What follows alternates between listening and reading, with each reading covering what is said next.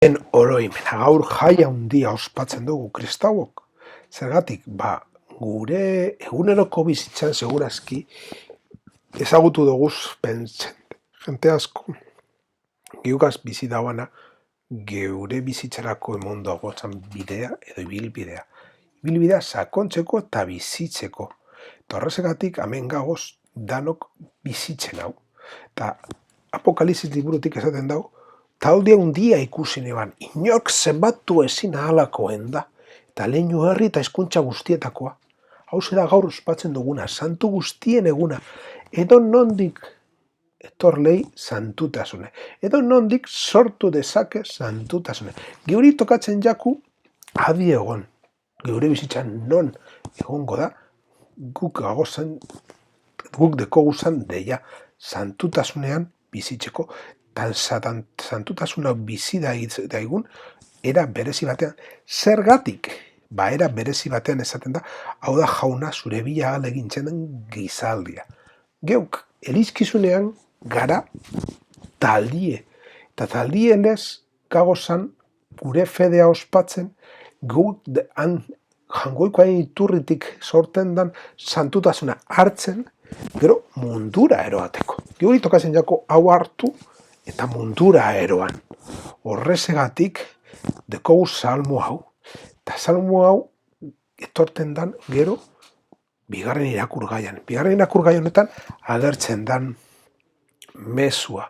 Seme alaba lez agertzen gara. Anai arreba lez agertzen gara. Guztiok dekogu baimena jangoikoari aita deitzeko. Eta aita bada, gure lagunurkoa gure anai arreba da. Eta horrezegatik bizi behar gara, era berezi batean. Horrezegatik zorionekoak gogoz behartzu diranak.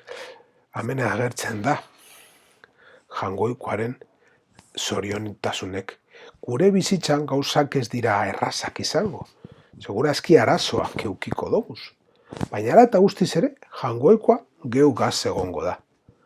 Guri kostatzen jaku jangoikoaren presentzia nabaritzea gure eguneroko bizitzan. Baina horretarako gagoz ditute. Bizitzeko jangoikoaren maitasuna. Naiz eta minuta egon, naiz eta gogo ezagaz egin, gagoz dituta maitasuna bizitzeko. Eta guztiok dekogu santutasunaren argila. Gertatzen dena da, sakondu behar dugule geure eguneroko bizitzan. Horretarako gagoz dituta. Eta horretarako ipuintxu txikutxu bat.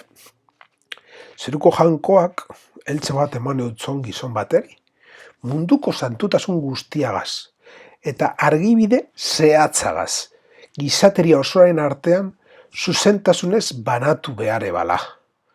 Lapikoan egoan santu izateko behar, eben guztia, nola ikusi behartzoa zenide bezala, otoitzean bezala jangoeko egaz topo egitea. Jangoikoaren lekuko izatea egoerik okerretan be, lehal izatea agindutako zerbitzuan, santu izatea eguneroko bizitzan. Baina gizon honek ez eban elako altzorra partekatzeko gogorik. Eta horrezegatik dana beretzat gordena iban. Hobeto, eskutiteko lapiko oineko zugatza hundi baten gainera kaldea igotzera erabagiban. Alan be, zaila zan eltzean hori eskuetan kargauz igotia, ber semea ahalik eta goren igotzeko burrukan ikusi eban, eta harriduraz begirada geratu jakon, eta esan eutzon, handik pizka batera. Ezin alzeunke asko zerozago igon iroaten laguntzen badizut. Gizonak alakontasun adierazpen entzune banian, azarren nola liteke.